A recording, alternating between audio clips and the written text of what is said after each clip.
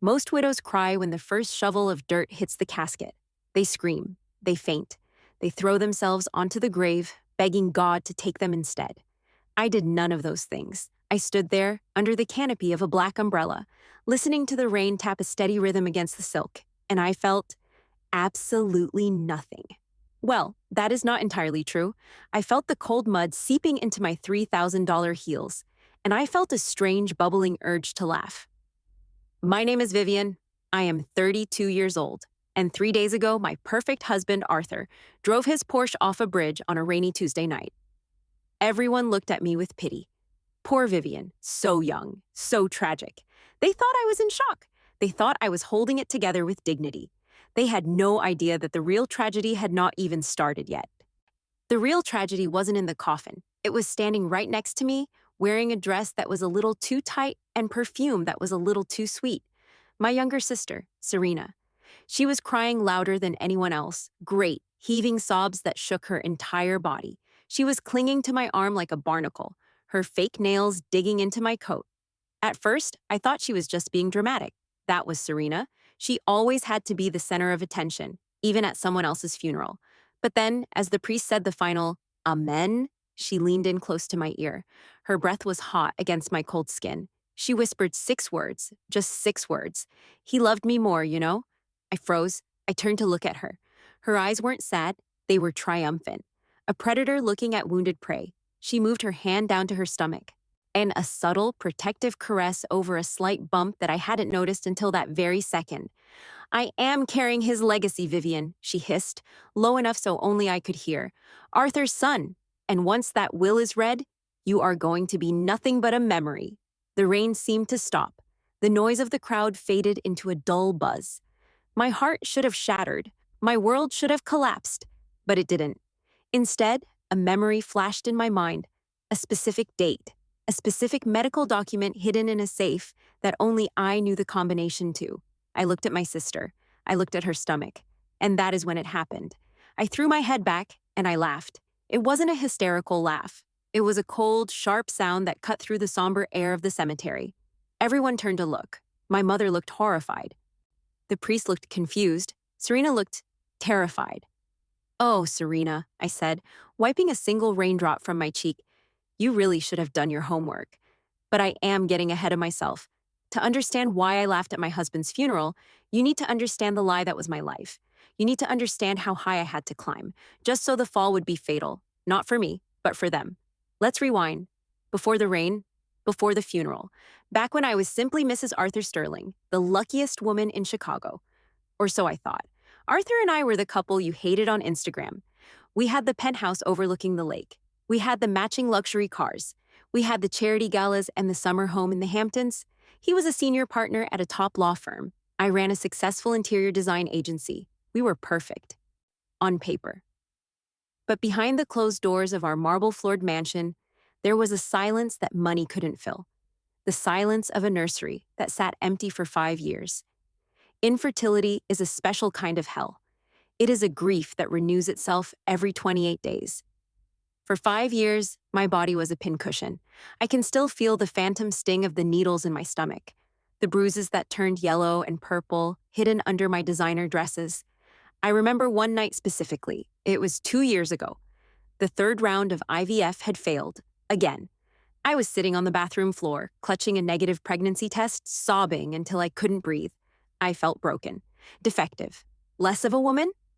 Arthur came in. He didn't say a word. He just sat down next to me on the cold tiles, ruining his bespoke suit. He pulled me into his arms and rocked me back and forth. It's okay, Viv, he whispered into my hair. We don't need a baby. We have each other. You are enough for me. You are everything. I looked into his eyes, those trusting brown eyes, and I believed him. I believed that his love was the one constant thing in a chaotic universe. I believed he was my partner, my protector, my best friend. I felt so guilty for not being able to give him a child. That guilt became my shadow. It made me work harder to be the perfect wife. I cooked his favorite meals. I planned his surprise birthday parties. I overlooked his late nights at the office, telling myself he was working hard for us. And Serena, my little sister, she was the chaotic storm to my calm waters. She was always the fun one, the one who dropped out of college, kick the one who borrowed money and forgot to pay it back. I helped her, constantly. I paid her rent. I got her a job at my firm, which she quit after 2 weeks because it was too stressful. I invited her to every holiday, every dinner, trying to give her some stability. I never suspected a thing, not once. When she started coming over for dinner more often, I thought she was finally bonding with family. When she laughed a little too loudly at Arthur's jokes, I thought she was just being friendly. When Arthur offered to drive her home because it was late, I thanked him for being such a good brother-in-law. I was blind, willfully, stupidly blind. I built a castle on a foundation of sand, and I invited the tide in for tea. Before I tell you what happened next, before we get to the reading of the will that changed everything, I have a question for you. Have you ever trusted someone so completely that you ignored every red flag waving right in your face? If you have, hit that like button. If you haven't, subscribe, because you need to learn how to spot a snake before it bites you.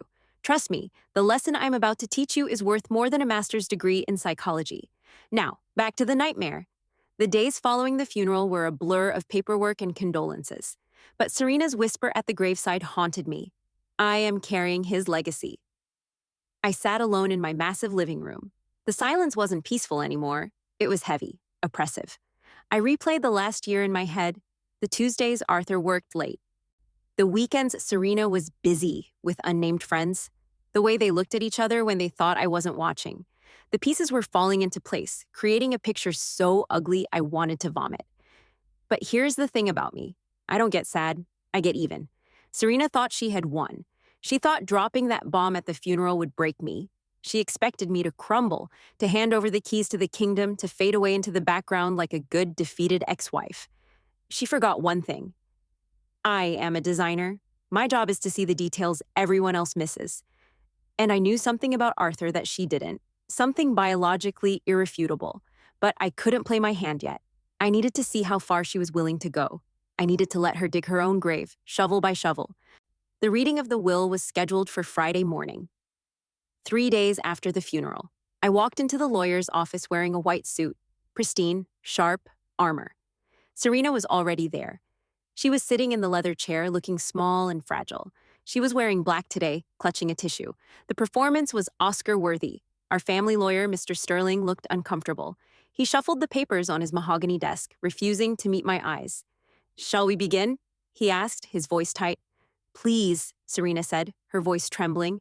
"I just want to get this over with. It's so hard without him." I said nothing. I just crossed my legs and waited. Mr. Sterling cleared his throat. "I will skip the standard preambles. Arthur was a man of significant assets. The life insurance policy, totaling $2 million, goes to his primary beneficiary, his wife, Vivian." Serena flinched, but she stayed quiet. She knew the insurance was ironclad.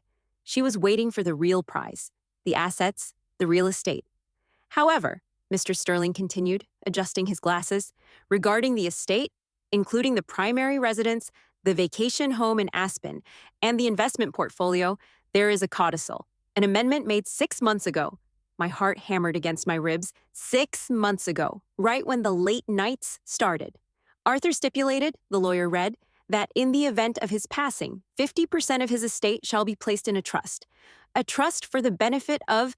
He paused. He looked at me, then at Serena. "For the benefit of his unborn child, to be administered by the child's mother, Serena Vance, until the child reaches the age of 21. Furthermore, Serena Vance is granted immediate right of residency in the primary home to ensure the child is raised in the family environment." The room went dead silent. Serena let out a breath she had been holding. She turned to me, the tears gone, replaced by a look of pure, unadulterated smugness. "I didn't want it to be like this, Vivian," she lied. "But Arthur wanted his son to have the best. You understand, don't you? You can't be selfish enough to deny a child his birthright." There it was, the trap. If I fought the will, I would look like the bitter, barren widow trying to steal from an innocent baby. If I accepted it, I would be living under the same roof as the woman who stole my husband, raising the child I could never have in the house I designed. It was the perfect checkmate, or so they thought. Mr. Sterling looked at me, expecting an outburst, expecting tears. "Vivian," he said softly, "the amendment is legally sound. There is a paternity acknowledgement signed by Arthur himself attached to the file." I looked at the document on the desk. I saw Arthur's signature, that looping, confident scrawl I had loved so much. He had signed away our life. He had planned this. He was going to leave me. Maybe not today, maybe not tomorrow, but eventually. He was building a nest for his new family while I was still keeping his old one warm. The pain was a physical blow. It felt like my chest was being crushed by a hydraulic press. But then I remembered the safe. I remembered the blue folder tucked in the back behind our marriage certificate. I remembered the date, November 12th, and 2016. I slowly reached into my bag. I didn't pull out a tissue. I didn't pull out a lawyer's card. I pulled out a simple black notebook. "Mr. Sterling," I said, my voice steady, betraying none of the chaos inside me. "You said there is a paternity acknowledgement?" "Yes," he replied. "And Serena," I turned to my sister, "you are 100% certain that this baby is Arthur's? There is no doubt in your mind?" "How dare you?" Serena snapped, feigning outrage. "We were in love. Of course it's his. I haven't been with anyone else." "Good," I said. "I just wanted to get that on record." I stood up and walked over to the window, looking out at the city skyline. It's a beautiful story, Serena, truly. The grieving lover, the miracle baby, the secret romance. It's very Hollywood. I turned back to face them, and a smile playing on my lips. "There is just one tiny biological problem with your fairy tale." "And what is that?" Serena sneered. "Arthur," I said, dropping the bomb with the precision of a surgeon, "couldn't have children." Serena laughed, a nervous, dismissive sound. "We know that, Vivian. We know you couldn't have children. Arthur was fine. We checked." "No," I corrected her, my voice dropping an octave. "We didn't check him because he told us the problem was me. But Arthur had a secret too, a secret he kept from everyone. Even you." I walked back to the desk and placed my hand on the will. "Mr. Sterling, pause the proceedings. I think we need to make a phone call to Dr. Eris Thorne." Serena's face went pale. "Who is Dr. Thorne?" "He is a urologist," I said, locking eyes with her. "And in 2016, he performed a very specific surgery on Arthur, a vasectomy." The room spun. Serena gripped the armrests of her chair. "That's a lie," she whispered. "Is it?" I challenged. "Because if Arthur was sterile for the last 8 years, then who the hell is the father of that baby in your stomach, Serena?"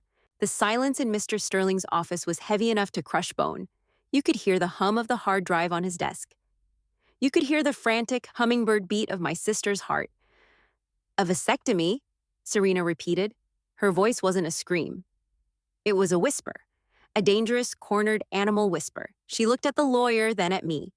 Her brain was working overtime, spinning a web of lies to cover the hole I had just punched in her story. "Vasectomies fail," she blurted out. Her eyes widened, latching onto this new lifeline. "It happens all the time. 1 in 1,000, right? Arthur was that one. He was a miracle." She turned to Mr. Sterling, tears springing into her eyes on command. "This is just Vivian being jealous. She is trying to confuse you with medical jargon because she can't accept that Arthur succeeded with me where he failed with her." That stung. Even knowing the truth, it stung. She knew exactly where my old wounds were, and she was pouring salt directly into them. Mr. Sterling looked torn. He was a lawyer, not a doctor. He looked at the medical file I had slapped on the desk, then at the paternity test Serena had provided. 2 documents, 2 conflicting truths. "Mrs. Davis," Mr. Sterling said, addressing me formally, "while this medical record is compelling, Mrs. Vance has a notarized paternity test. As the executor, I cannot simply ignore a potential heir based on a surgical history that might have had complications." He paused, looking at his calendar. "I am freezing the assets, all of them. The house, the accounts, the insurance. Nothing moves until we have a court-ordered DNA test from an independent lab.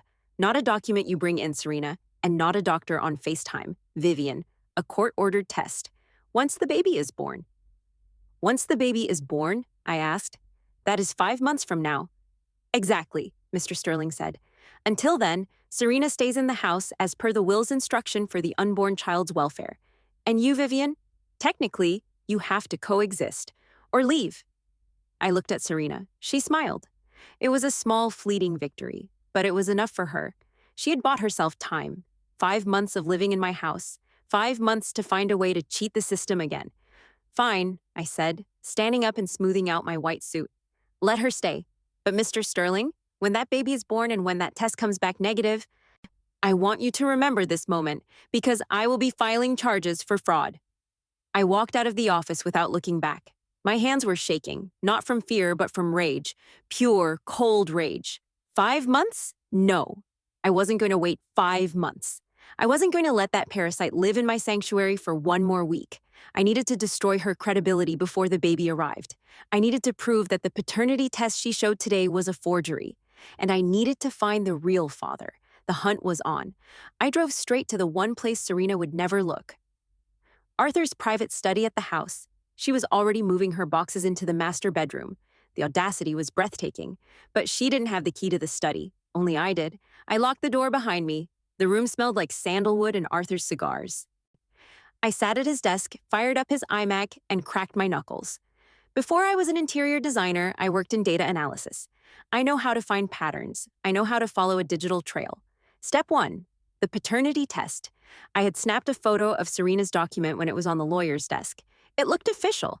It had a logo, Genetics Plus Laboratory. It had a stamp. It had a signature from a Dr. Richard Evans. I Googled Genetics Plus Laboratory Chicago. Nothing. I Googled Genetics Plus Laboratory USA. Nothing. I tried the doctor, Dr. Richard Evans. There were thousands of them, but none were geneticists in Illinois. Then, I did a reverse image search on the logo. Bingo. It wasn't a lab logo. It was a stock image from a graphic design site called Canva. Anyone with $5 and an internet connection could download it. I dug deeper. I searched for fake paternity test templates. The third result was a website called prankmaster.com. I clicked on it, and there it was. The exact layout, the exact font. Even the fake doctor's signature was the same. Price, $29.99. You cheap little liar, I whispered to the empty room. She hadn't even paid for the premium forgery. She used a prank website. I printed everything. The website screenshots, the template comparison, the receipt template. This proved the document was fake. But it didn't prove the baby wasn't Arthur's. A jury might think she just faked the test because she couldn't afford a real one yet.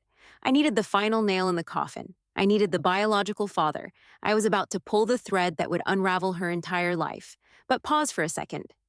If you were in my shoes, trapped in a house with the person who betrayed you, knowing they are lying but having to prove it, would you confront them immediately? Or would you wait and strike when they least expect it? Tell me in the comments. I read every single one. Because what I did next, some might call it stalking. I call it due diligence. I needed access to Serena's phone, or her cloud. Serena is lazy. She uses the same password for everything. Her birthday, 06/09/95. I logged into her iCloud from my laptop. It took 3 seconds. I went straight to her photos, selfies, food pictures, pictures of my house with captions like, "New beginnings." I felt a vein throb in my forehead. I scrolled back, past the funeral, past the accident, back to about 4 or 5 months ago, the time of conception. And there were no pictures of Arthur, not one. But there were a lot of pictures of a gym, specifically Ironclad Fitness in downtown Chicago, and there were a lot of pictures of a guy. Let's call him Jax. Jax was everything Arthur wasn't. He was young. He was huge, all muscle and tattoos. He had a smile that said, "I create trouble." There were photos of them at dinner, photos of them in bed, and then a video, dated 4 months ago. I clicked play. The video was shaky. It showed Serena holding a pregnancy test, a real one this time, in a dirty bathroom. She was laughing. "Jax, look," she squealed. "2 lines." The camera flipped to Jax. He didn't look happy. He looked terrified. "Babe, I can't afford a kid," he said. "I'm barely making rent. My car just got repoed." Serena's voice changed. It became dark, calculation creeping into her tone. "Don't worry about money, Jax," she said. "I have a plan. My sister's husband, he's rich, and he's stupid. I can make this work for us. Just keep your mouth shut, and we'll be set for life." I paused the video. My hand was frozen on the mouse. He's stupid. She wasn't just an opportunist. She was a predator. She had planned this before Arthur even died. Wait, did she know Arthur was going to die? No, the accident was random. A drunk driver. But she was planning to pin this baby on him regardless. She was going to blackmail him. His death just made it easier. I downloaded the video. I saved it to 3 different hard drives and emailed it to myself. I had the smoking gun. I could go to the lawyer right now. I could throw her out on the street tonight. But then I looked at the timestamp on the video again, where Jack said, "I'm barely making rent." An idea formed in my mind. A cruel, beautiful idea. Serena wanted a family reunion. She wanted everyone to witness the transfer of assets. Fine. I would give her a reunion she would never forget. I grabbed my coat and my car keys. I wasn't going to the lawyer. I was going to Ironclad Fitness. I had a date with Jax. The gym smelled like sweat and rubber. Techno music was blasting at a volume that made my teeth vibrate. I spotted him immediately. Jax. He was spotting a guy on the bench press. He looked tired, stressed. I walked up to him. I was wearing my funeral black, clutching a Hermes bag that cost more than his car. I looked completely out of place. "Jax," I asked. He turned around, wiping sweat from his forehead. "Yeah? Can I help you?" "Memberships are at the front desk." "I'm not here for a membership," I said, lowering my sunglasses. "I'm here to talk about Serena." His face went pale. Genuine fear. I don't know a Serena." "Don't lie to me, Jax," I said, my voice calm but sharp as a razor. "I saw the video. I know about the baby. I know you're the father." He looked around nervously. "Look, lady, I don't want any trouble. She told me she handled it. She said she found a guy to pay for everything." "She did," I said. "My husband, who is dead." Jax flinched. "Dead? Whoa, I didn't know that, I swear." "I believe you," I said. "Serena is a very convincing liar. But here's the situation, Jax. She is trying to steal millions of dollars from my family by claiming your son is my husband's son. That is a felony. And since you are on video discussing the plan, that makes you an accessory to fraud." Jax looked like he was about to faint. "I didn't agree to that. I just told her I couldn't pay." "I can help you," I said, stepping closer. "I can keep your name out of the police report. I can make sure you don't go to prison." "How?" he begged. "I'll do anything." I smiled. It was the first real smile I had felt in days. "I don't need you to do anything illegal, Jax. I just need you to attend a party." "A party?" he asked, confused. "Yes," I said. "Next Friday, at my house. Serena is hosting a gender reveal party for the family to celebrate the baby. She thinks she has won. She thinks the lawyer is signing the papers that night." I reached into my bag and pulled out an envelope. Inside was $5,000 in cash. "This is for a nice suit," I said, pressing it into his sweaty palm. "And for a DNA test kit I have scheduled for you tomorrow morning at a real lab. You are going to take that test. You are going to bring the results to the party." Jax looked at the money, then at me. And then, I whispered, "you are going to claim your family." He nodded. He was terrified of me, more than he was of Serena. Good. I walked out of the gym. The sun was setting over Chicago, painting the sky in shades of blood orange and bruised purple. I went home. Serena was in the kitchen, eating my yogurt. "Where have you been?" she asked, her mouth full. "The lawyer called. He says we need to schedule a meeting for the house rules." "I was just out running errands," I said, pouring myself a glass of wine. "Actually, Serena, I've been thinking. You're right." She stopped chewing. "I am?" "Yes," I lied effortlessly. "Fighting is useless. The baby is coming. We are family. I think we should bury the hatchet. In fact, why don't we do that gender reveal party you wanted? Next Friday? Invite mom. Invite the cousins. Let's welcome this baby properly." Serena looked suspicious for a second, but her vanity won. She wanted the attention. She wanted the victory lap. "Really?" she beamed. "Oh, Vivian, I knew you'd come around. It's going to be a boy, I just know it."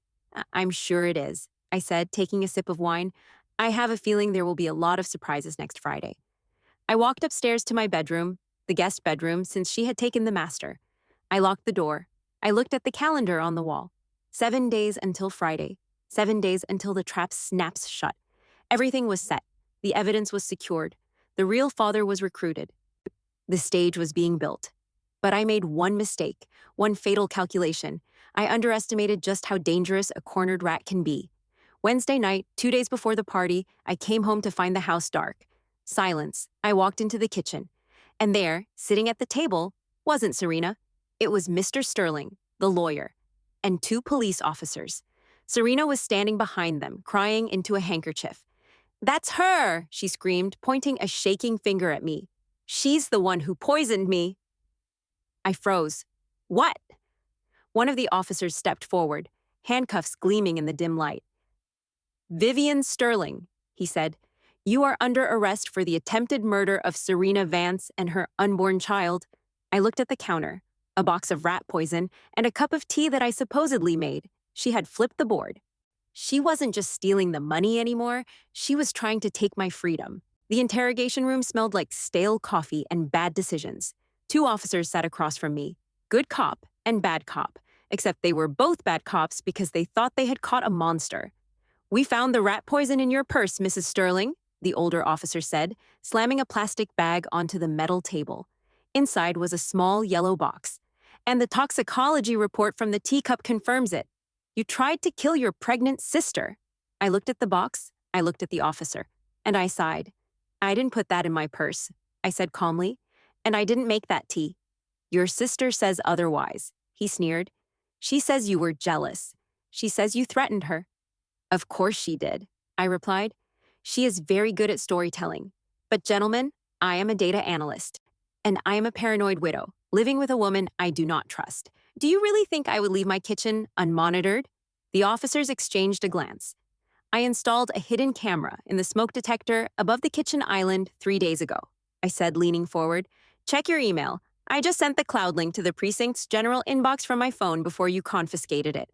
The younger officer stood up and left the room. 5 minutes passed. The clock on the wall ticked loud enough to drive a sane person crazy. When the officer returned, his face was pale. He held a tablet. He placed it on the table. On the screen, grainy but clear, was Serena. She was in the kitchen. She looked around to make sure the coast was clear. Then she pulled the yellow box of rat poison out of her bra. She sprinkled a tiny pinch into her own teacup, just enough to make her sick, not enough to kill. Then she shoved the box into my purse, which was hanging on the chair.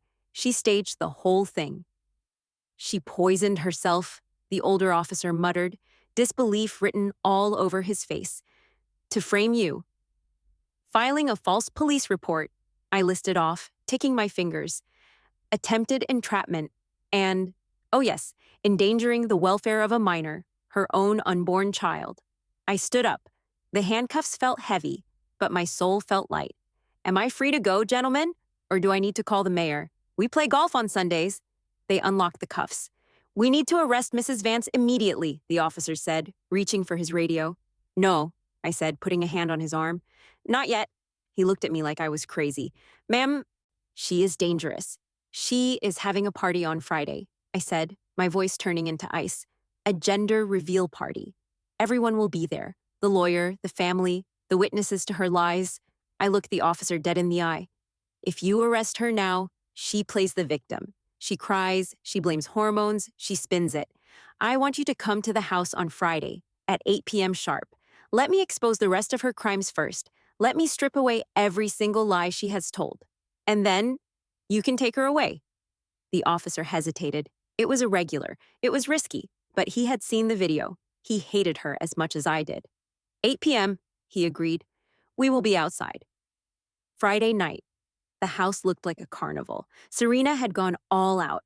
There were 300 balloons, a chocolate fountain, a banner that said, "Welcome, baby Sterling," in gold glitter.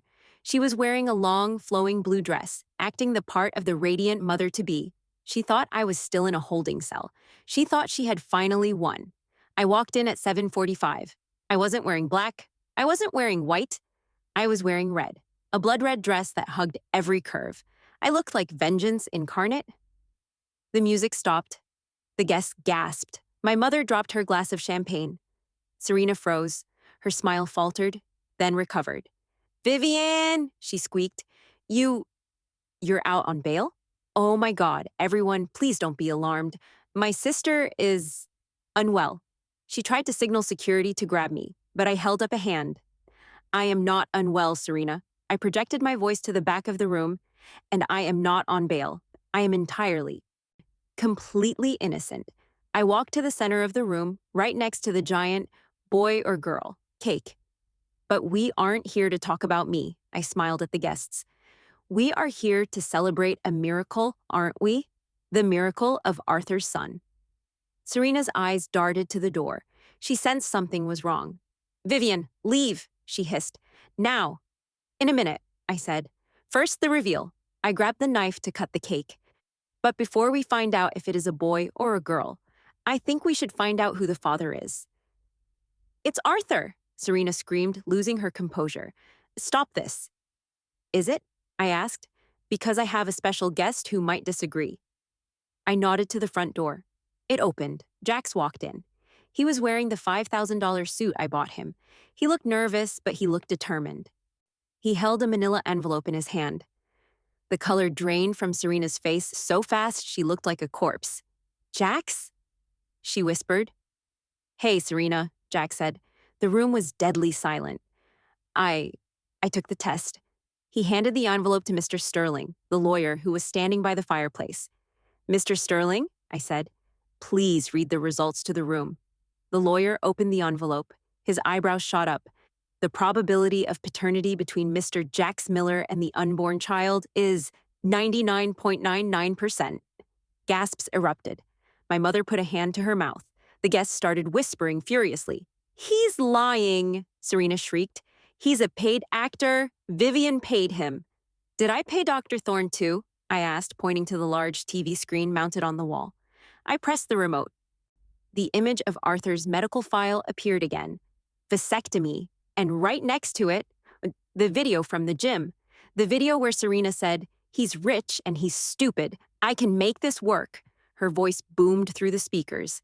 Just keep your mouth shut and we'll be set for life. The room watched in horror. The mask was gone. The grieving widow act, the loving sister act, it all disintegrated in 10 seconds of high-definition audio. Serena looked around. She saw the disgust on our mother's face. She saw Jax looking ashamed. She saw the lawyer shaking his head. She was naked, exposed, and then she saw me. You ruined everything, she screamed, lunging at me. She grabbed a steak knife from the table. The crowd screamed. She raised the knife, but she never brought it down. 2 uniformed officers stepped out from the hallway and grabbed her wrists. The same officers from the interrogation room. Serena Vance, the older officer said, twisting the knife out of her hand. You are under arrest for fraud, forgery, and the attempted framing of Vivian Sterling. She fought them. She kicked and screamed like a banshee as they dragged her out of the party she had thrown for herself. Mom, help me, she wailed. My mother turned her back. It was the hardest thing she ever had to do, but she did it. As they shoved Serena into the back of the squad car, the flashing red and blue lights illuminated the driveway. I stood on the porch, holding a glass of champagne. Jax walked up to me. I'm sorry, he mumbled, about everything. Take care of your son, Jax, I said, and be the father my husband couldn't be. Narrator. It has been 1 year since the party. Serena is currently serving 4 years in a minimum security facility for fraud and perjury. She gave birth in prison. The baby, a boy named Leo, is living with Jax. I sent Jax a check, enough to start a college fund for the kid. Leo is innocent. He doesn't deserve to pay for his mother's sins. I sold the house. I couldn't sleep in it anymore. Every corner reminded me of a lie. I sold the furniture, the cars, the jewelry Arthur gave me. I took the money and I moved to Italy, a small villa in Tuscany. I spend my days painting and drinking wine that doesn't taste like betrayal. I am alone. But for the first time in my life, I am not lonely. I learned something important through all of this. People tell you that revenge is a dish best served cold. They are wrong. Revenge isn't about making the other person suffer. It is about reclaiming your own reality. It is about looking at the truth, no matter how ugly it is, and refusing to blink. Arthur lied to me because he was a coward. Serena lied to me because she was greedy. But I survived because I paid attention to the details. So here's my advice to you. Love your family, trust your partner, but keep the receipts. And if you ever find yourself standing at a funeral, holding a black umbrella, listen closely. The silence might just be telling you everything you need to know.